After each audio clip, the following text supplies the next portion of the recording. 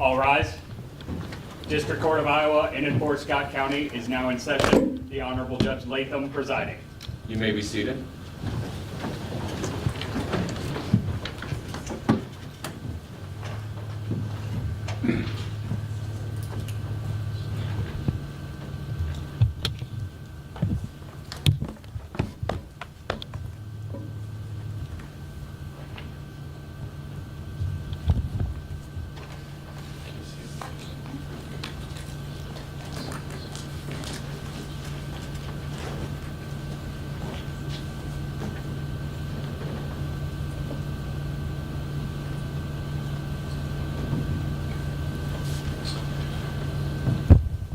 We are here in the matter of State of Iowa versus Christopher Lee Behal, case number FECR 437419.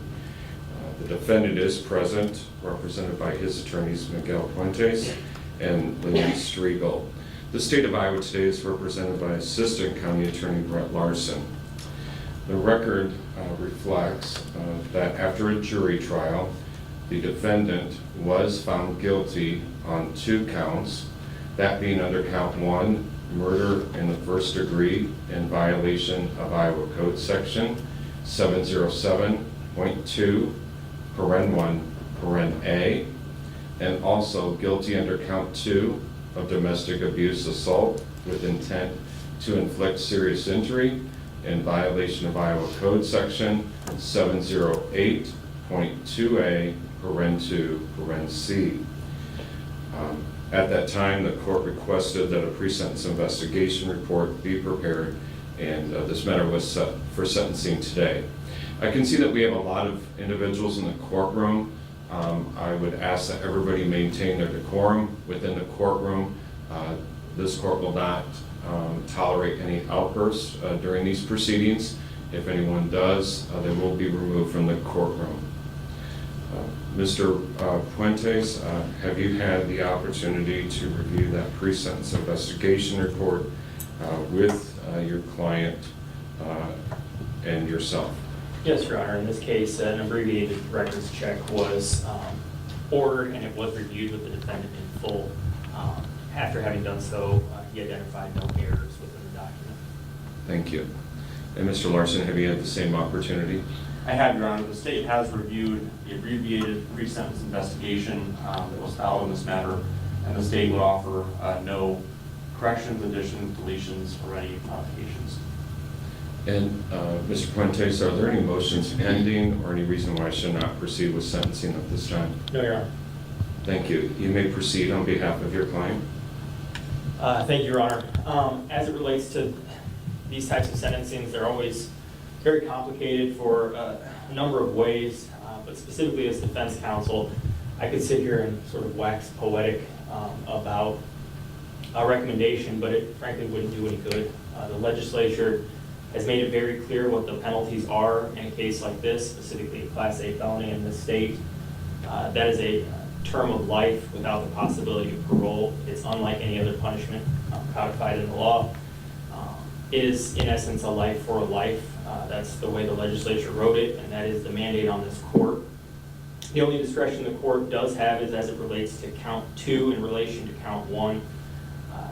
Certainly, regardless of this court's order, a person cannot offer this court or the correction system more than his natural life, which is already being ordered of him in count 1. Therefore, I don't think that it is necessary or reasonable to run those matters consecutive. That's my only ask today. I guess I should say one other thing. I don't know that the court has the authority to do it, but to the extent that you may either recommend or direct placement, we would ask that the court place him at Clorinda, Mount Pleasant, or Fort Dodge. That would be my last ask.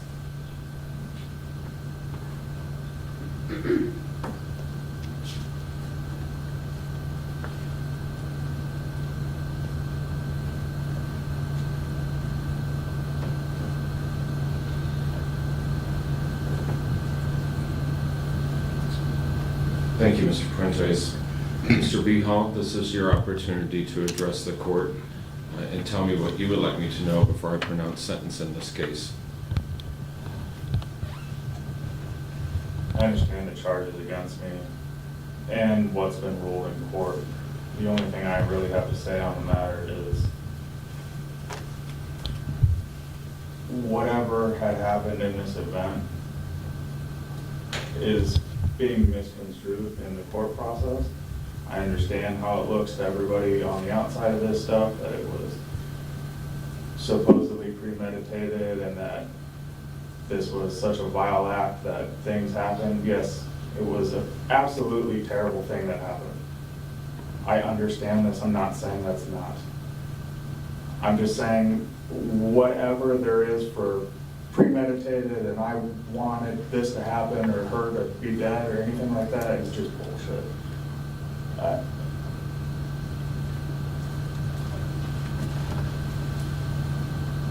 I don't know what the fuck happened that night.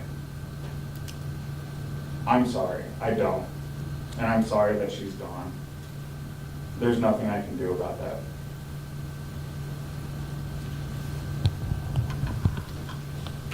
Mr. Larson, on behalf of the state.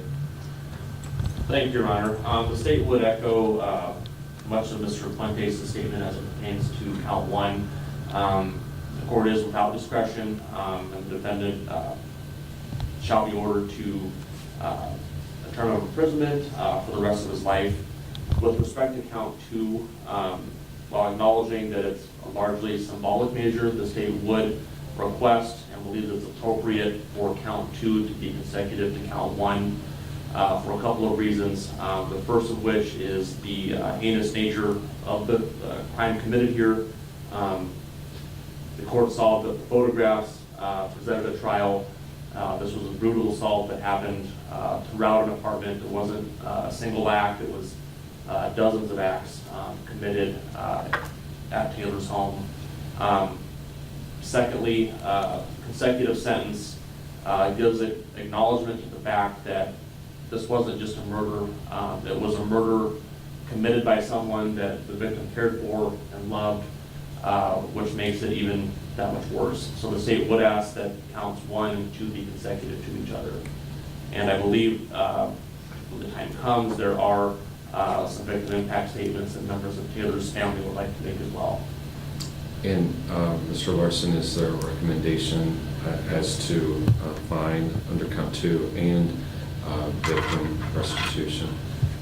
Your Honor, as it pertains to victim restitution, Iowa Code Section 910.3b does mandate $150,000 of restitution to be paid to Taylor's heirs at law.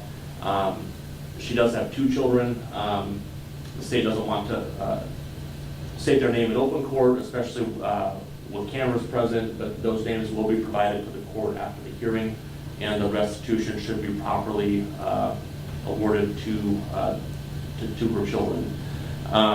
As it pertains to the fine, given the amount of restitution in this matter, Mr. Fuentes did provide a Category B financial affidavit that confirmed what everyone likely knows, that the defendant will be incarcerated and without a high earning capacity. I think any money that he does earn should be applied towards that restitution and not to the fine. So the state would not object to suspension of the fine in this case. Additionally, since the defendant was convicted of domestic abuse assault, the state would recommend, and I believe the code requires, that the defendant complete the Iowa Domestic Abuse Program. I believe there's programming with the Department of Corrections that would allow him to do that. Thank you. And who are the individuals that would like to address the court, Mr. Larson? Let's go first. Actually, before we begin with that, it's just something that Mr. Larson and I had discussed informally, but I certainly want to bring to the court's attention. I understand that there's going to be, or there's an intention that 4 victim impact statements are going to be offered today. Iowa Code Section 915.21 specifically defines victim impact statements. It gives circumstances in which a statement can be granted.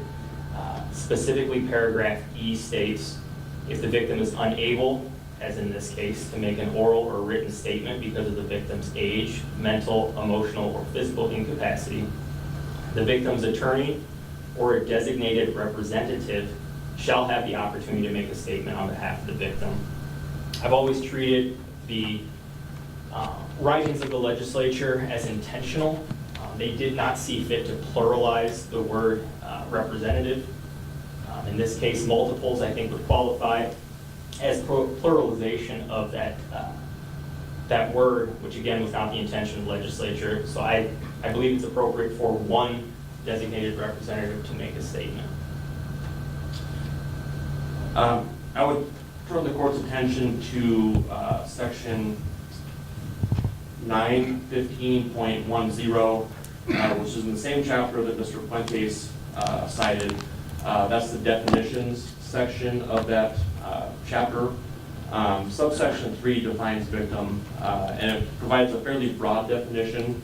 It says victim means a person who has suffered physical, emotional, or financial harm as a result of a public offense.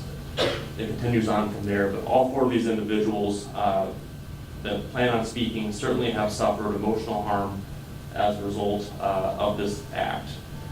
Later on in that subsection, it also says the victim also includes the immediate family members of a victim who died,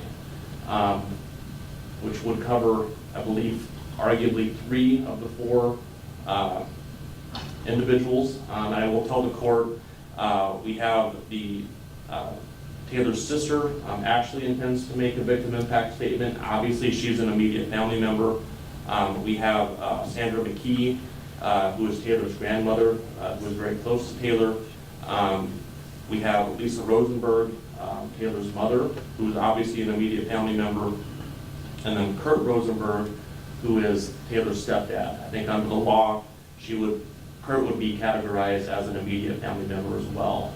To the extent we want to get technical under what the code section authorizes, I would propose that Ashley, Lisa, and Kurt be found to be immediate family members, and Sandra McKee be the designated representative to make a victim impact statement.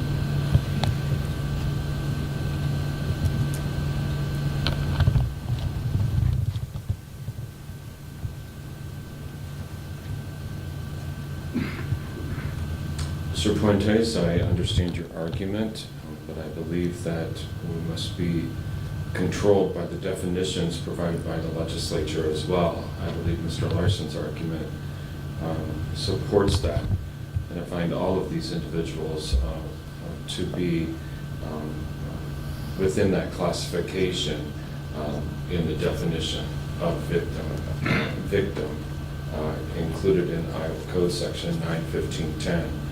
Subparagraph 3. You may proceed, Mr. Larson. Thank you, Your Honor.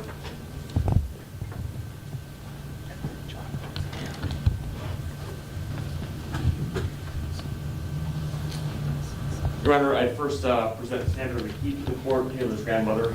And I'm going to ask that they provide their statement from the witness stand, and with the aid of the microphone, I find that it's more appropriate. Or may I approach the witness stand and turn the You mic may. back?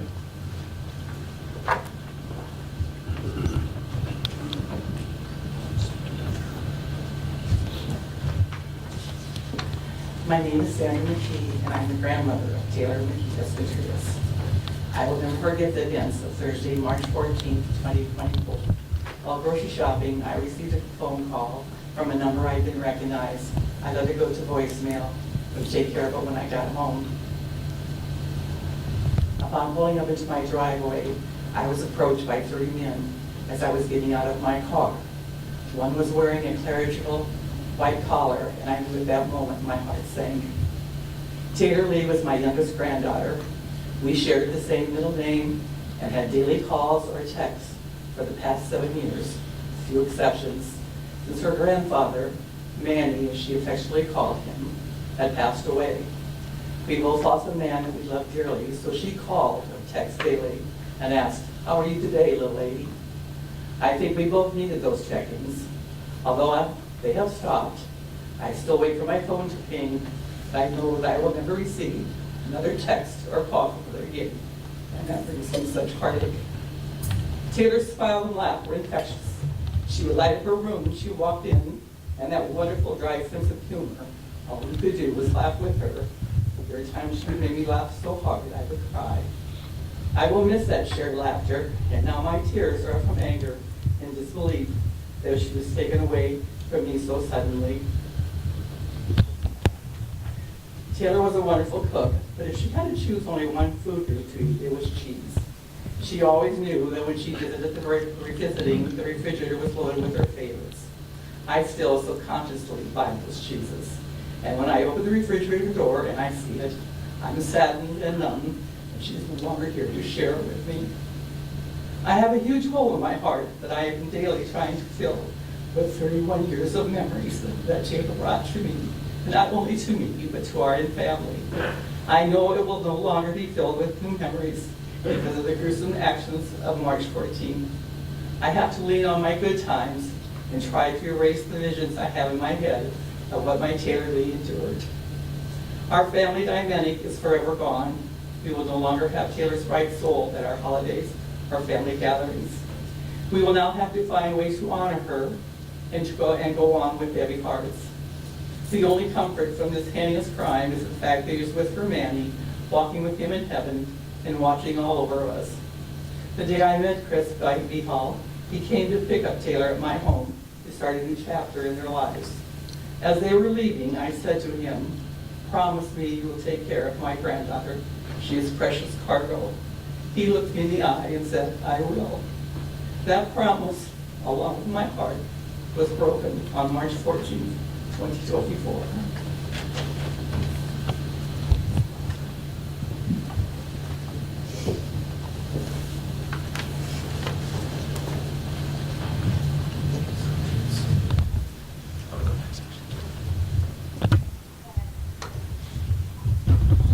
Your Honor, this is Ashley McKee. You'll come forward.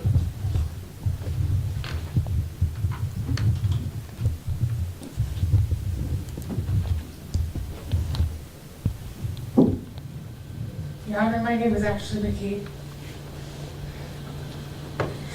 And I'm an older sister of Escontrias. Sorry. I'm here today to speak on behalf of my sister and the devastating impact her murder has had on my life and the lives of those who loved her. Taylor was not only my little sister, she was one of my best friends. Even though we lived in different states, we talked frequently. It didn't matter what was going on in our lives, we could always count on each other to pick up the phone, to laugh, to vent, to just be there. Now there's a silence in my life where her voice and laughter used to be is deafening. I can't pick up the phone and call her anymore. I can't hear her laugh. I can't comfort her when she's hurting. I can't share the everyday joys or frustrations that we used to bond over. That part of my life, of our life, is gone. And it was taken in the most violent, senseless way imaginable. The pain of losing her is something I carry with me every day. Birthdays, holidays, even just waking up in the morning, I'm reminded that she's no longer here, that her life was cut short by someone who claimed to love her. There's an ache that doesn't go away. She was only 31 years old, young, vibrant, full of life and plans. She had dreams she didn't get to fulfill. She had people she didn't get to say goodbye to. And most painfully, her final moments were likely filled with fear, inflicted by someone she trusted. That's something that keeps me awake at night. This isn't just a crime against my sister, it was a crime against everyone who loved her. Our family, her friends, the people who saw her light and warmth and kindness. Her future was stolen. Her dreams were stolen. And so was our chance to grow old together. To watch each other's lives unfold. I hope the court considers the irreversible damage this has caused, and not just the life that was lost, but the lives forever changed because of it. Nothing can bring my sister back, but I ask for justice in her name. My baby sister Taylor deserves at least that. Thank you.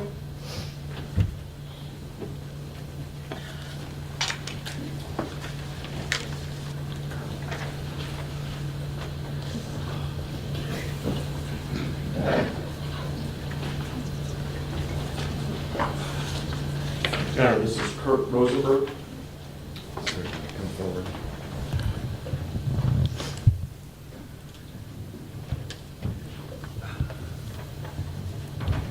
Well, it's really hard to try to keep your composure doing this, okay?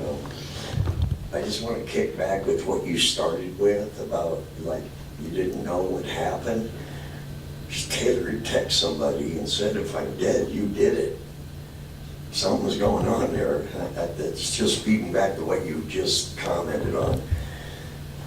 But anyway, November 9th was the day you came over. It was the first time we'd met you. And it was the only time we'd met you. I remember that date because November 10th, me and Lisa, Taylor's mother, left for Florida. I remember giving you a hug and shaking your hand and telling you, please take care of Taylor. And when you left that day, and then March 14th is when we got that call that you had murdered Taylor. But all your documents and everything is under March 13th. That's my birthday. Sucks. Okay? And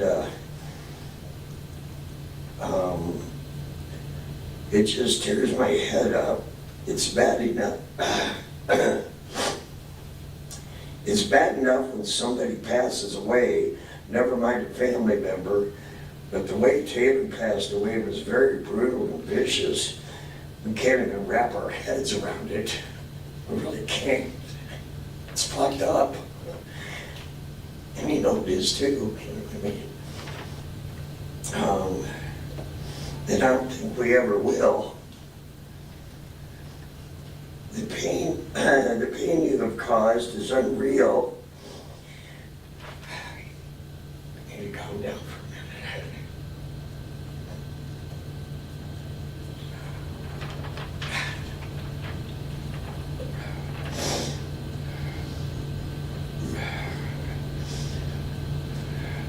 The pain it is caused is unreal.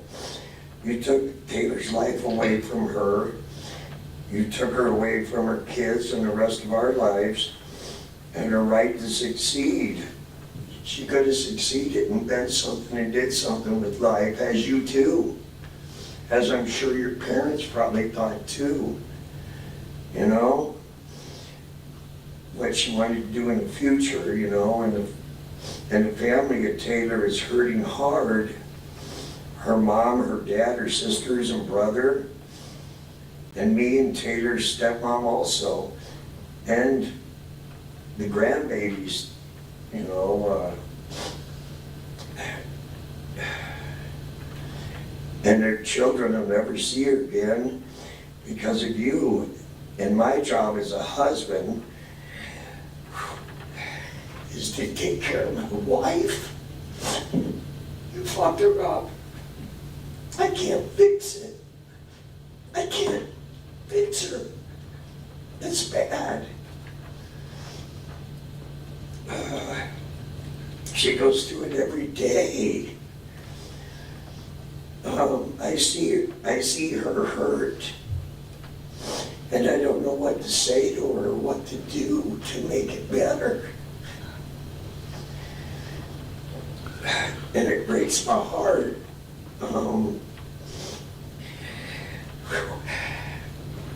Damn. Sorry. Trying to get my shit together here.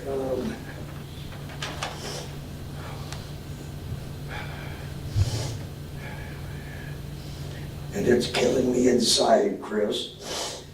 You went looking for that bat. You went looking for it. You knew what you were going to do. To me, I know what you say when we sat in court, but you said you went over there and it wasn't there, and you went over there and it wasn't there. So how can you say you didn't know what you were doing? I can't wrap my head around that.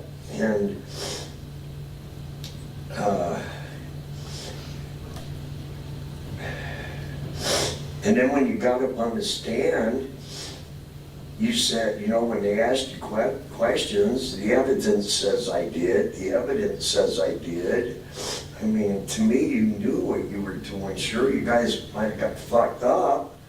I understand, okay? I've been there. I got 3 DUIs, bro. I quit drinking. You know? And the evidence said I did. To every question that they asked you, all through the trial, we watched your face. Even when the verdict was read, you like had no remorse. You just sat there with that plain look.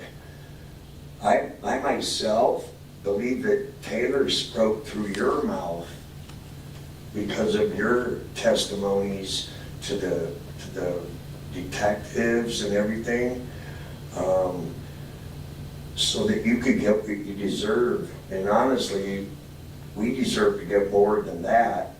Seeing you go to prison the rest of your life, it's what we have to settle with in the state of Iowa. And I'm sure your parents are heartbroken too, because they didn't raise you to do this. You know, so I feel bad for them also. We will never get over this, Chris. We'll get through it, I'm sure. Right now, we're not very good, but now it's time for the court to send you to prison for the rest of your life, where you do belong for what you did. And now we go to a plaque in the ground at a cemetery, and it's just really hard. What you have did to Taylor and our family, you deserve what the court is about to impose on you.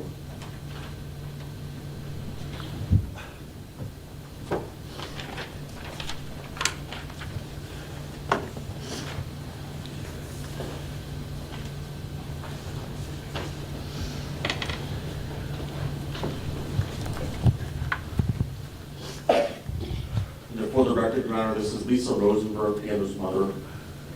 Thank you.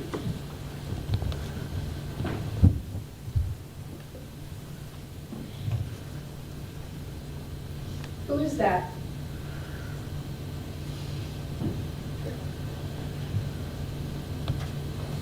You know who these two kids are? These are Taylor's kids. Taylor will never get to see them again, ever. I hope you see this every night. When you go to sleep at night, I hope it eats at your fucking brain.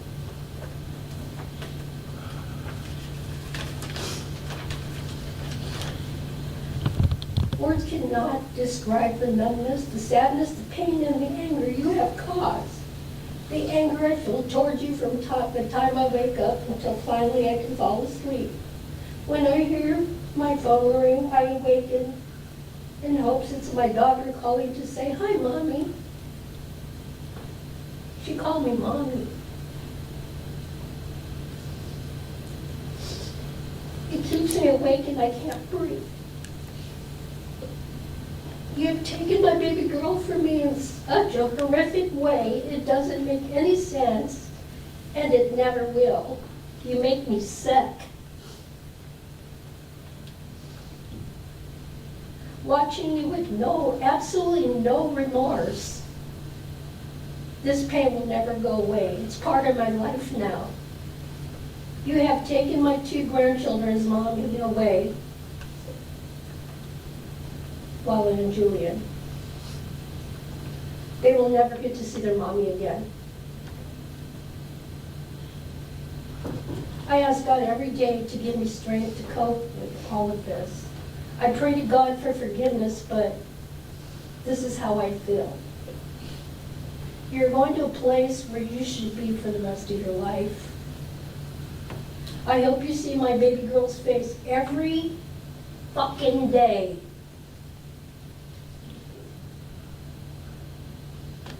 I also hope you reap what you sow. You're a cold-blooded murderer.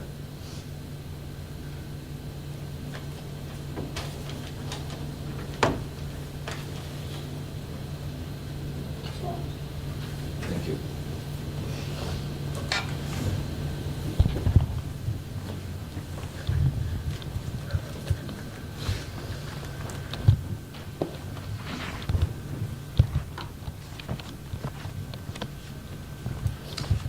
Mr. Behal, because you have been found guilty of a Class A felony, that being murder in the first degree, in violation of Iowa Code Section 707.21.2, paren 1, paren A, I have no discretion. It is mandatory life imprisonment, and I'm required to impose that. You have limited criminal history, but it must be imposed, and I do find that it is appropriate based on the nature of the offense and the evidence that was presented during the course of the trial.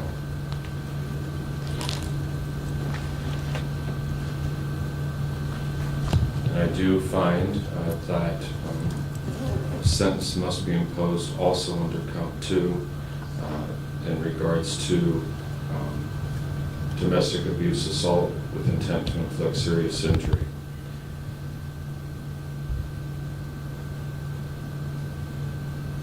And to be quite honest with you, this must be imposed for the protection of the community.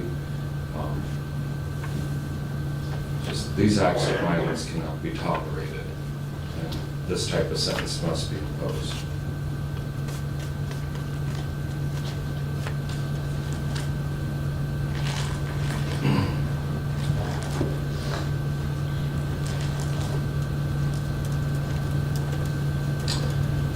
Pursuant to the jury's verdict of guilty under count 1 to murder in the first degree in violation of Iowa Code Section 707.2, paren 1, paren A,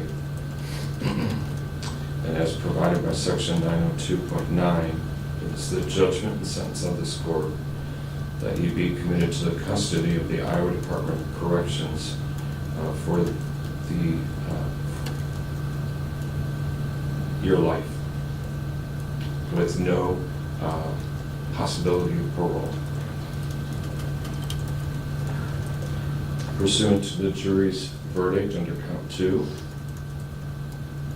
under the charge of domestic abuse assault with intent to inflict serious injury in violation of Iowa Code Section 708.2A, paren 2, paren C, and as provided by Sections 902.3 and 902.9 of the Code of Iowa, it is the judgment sentence of this court that you be committed to the custody of the Iowa Department of Corrections for a period not to exceed 2 years, and that you pay a fine of $855. I will suspend that fine. There's also a domestic abuse surcharge of $90. DNA testing will be required on both offenses.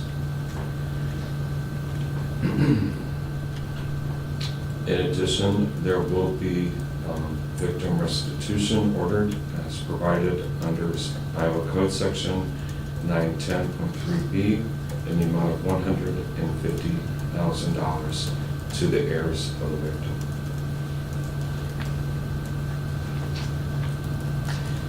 And Mr. Puentes, I understand you have made a special request for placement of your client. I do not believe I have the authority to make such recommendation. He will be classified at the Iowa Medical and Classification Center in Oakdale, Iowa, which will be designated as a reception center to which Mr. Behal will be delivered by the sheriff.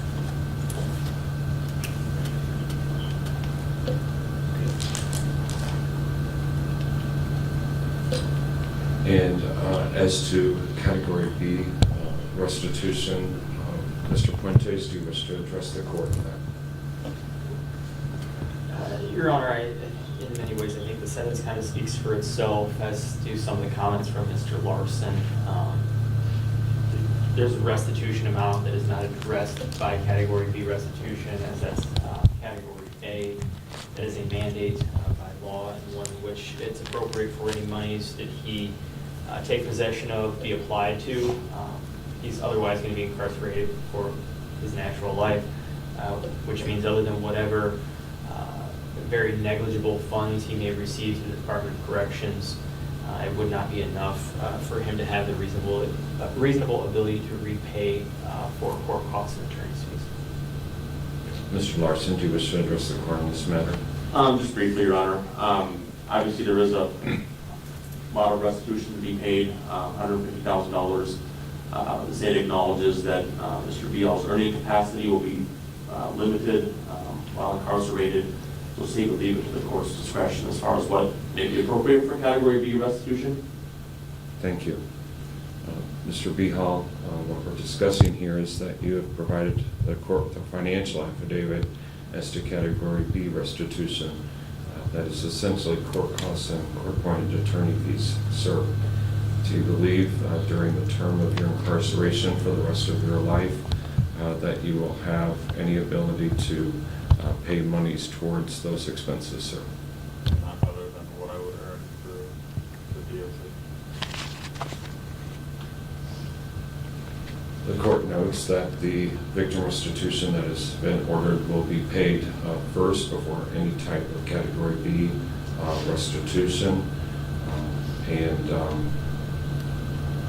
The fact is, it will be difficult for the heirs of Taylor to receive that amount of money during his natural life as he's incarcerated, and court finds that it's more appropriate that those monies go fully towards that.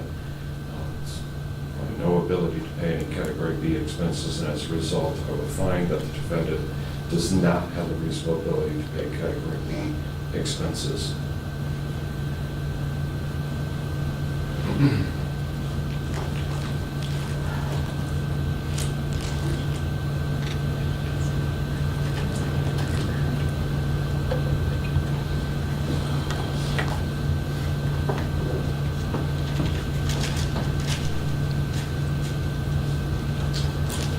The court has taken into consideration the arguments made for concurrent and consecutive sentencing.